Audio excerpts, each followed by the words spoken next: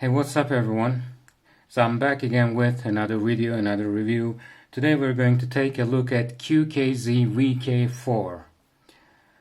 And here they are. Let me give you a quick look. Okay, so let's start with the packaging. Here you can see quite crowded package with all these logos: high-res, DHT, Hi-Fi, dynamic, blah blah blah blah. Take a look at the back side.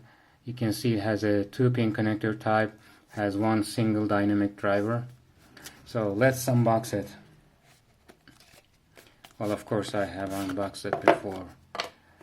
I always try them for a while before I actually review them. So there you will be finding your Iems, and there you will find your cable. There you go. Let me show the cable meanwhile. Nothing fancy, this standard stock mediocre cable. The only good thing about the cable is the shape of the connector. Here you go, has the L shape, which is nice touch. And also the ear tips. There you'll find the different size ear tips. That's basically it. Nothing fancy about the packaging, the contents, but we don't expect anything fancy. We only expect sound to be fancy. So let's move on. Okay. Well, these QKZ VK4 Iems, they came with great appraisal. Actually, everybody, well, they're not that popular, but everybody that tried, almost everyone, were speaking quite highly of these Iems. But just like everything I reviewed, there are things that I like and there are things that I don't like. So let's start with the things that I don't like first. See, by the way, DST Hi-Fi dynamic. You can see the dynamic driver here, plastic, looking kind of nice. Okay, so first thing first, the mids. Now, I got these only because I was looking for something mid-centric, under 50 bucks. And don't get me wrong, because the mids are actually forward. They're not recessed at all, but they're not enjoyable much, and that's because the mids are quite thin. And when they are forward and thin, well, that's not, a good combination, and they're not that much fun anymore. So that's my biggest gripe actually about these. The mids are nice. I mean, the mids are forward, which I expected, I was looking for, but they're not enjoyable that much because they're thin. I don't know why. It's probably the bass. I don't know, maybe kind of too much controlled, but I have this feeling, and it's not that fun. The second thing is that it somewhat lacks the texture. Like, you can hear almost everything. Clarity wise, it's not bad, but they lack the depth. Everything you hear kind of lacks the depth. The next thing is, though it has a dynamic driver, the bass is a bit too neutral, if you know what I mean. It can do a lot more, but it just doesn't. It has dynamic drivers, like I said, can do more, but it doesn't. Not really recessed or anything, but they could have used that to add some more thickness into the mids, I think. And the next thing I don't like there is the large nozzles, wide nozzles. Well, then again, it's not exactly something uncommon. Most of the other Iems out there, they also have the similar thing. Lately, they're becoming wider and wider in nozzle diameter. So I guess it happens. It's becoming a thing, but you might find difficulties finding suitable ear tips, like with every other earphones with the same large nozzle. Nothing specific to them. So These are basically everything that I don't like, considering its price, which is $11. I think $11, $12. So good price. Now let's get to the things that I do like. And first thing first, Soundstage.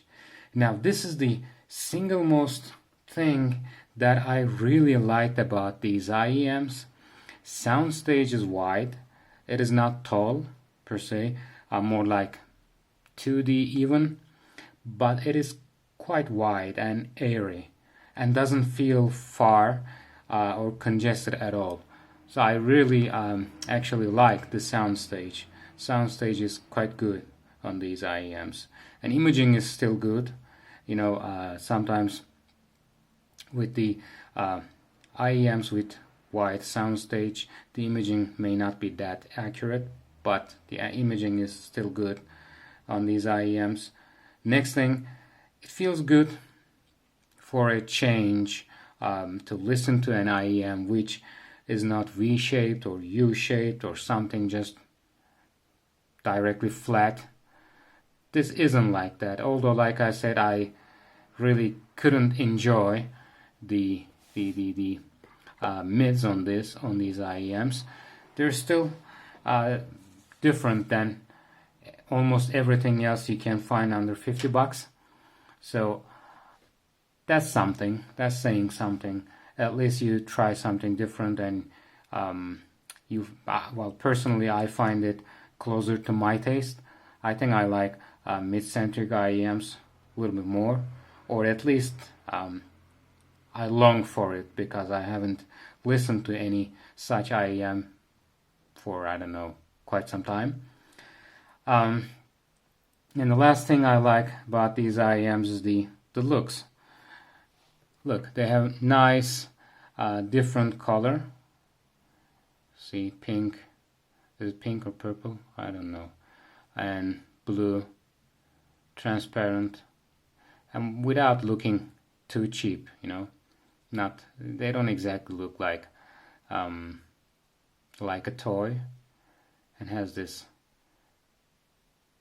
dot, like screw like a gold plated, screw maybe, but it looks good. It's a nice touch.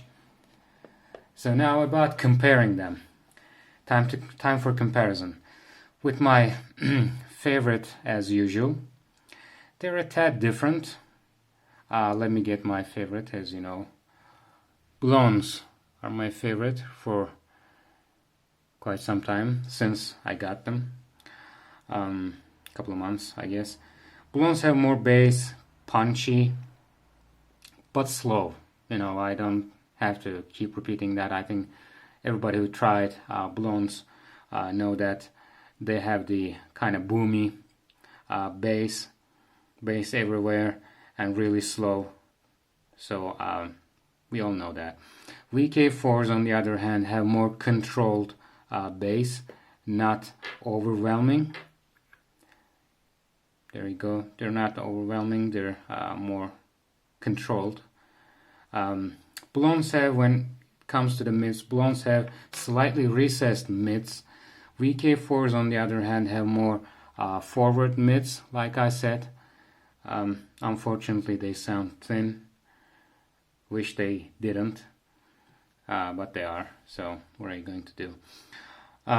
But still, they have forward mids. Blondes have more sparkly highs. VK4s not as much, but still close, and still quite good actually.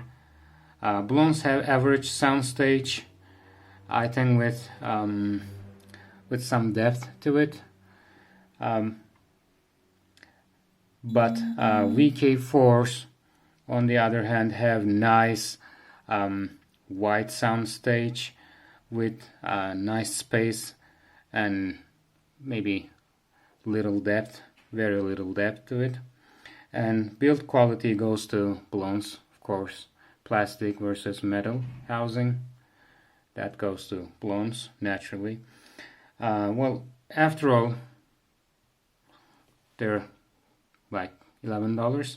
So overall they don't win over Blondes, but remember Blondes cost twice the VK4s and even more if you want to get rid of the stock cable, which you should at least try different cable. And that's why I'm not bashing VK4s. For half the price you really can't complain much, because like I said, $11 and 25, I think maybe a little bit more than $25 for Blondes. So yeah, can't really complain that much, and it does a decent job actually. It does. So that's basically it. Hit me up in the comments if you have any questions. Hit the thumbs up button and subscribe and stay tuned, and I will see you in another one.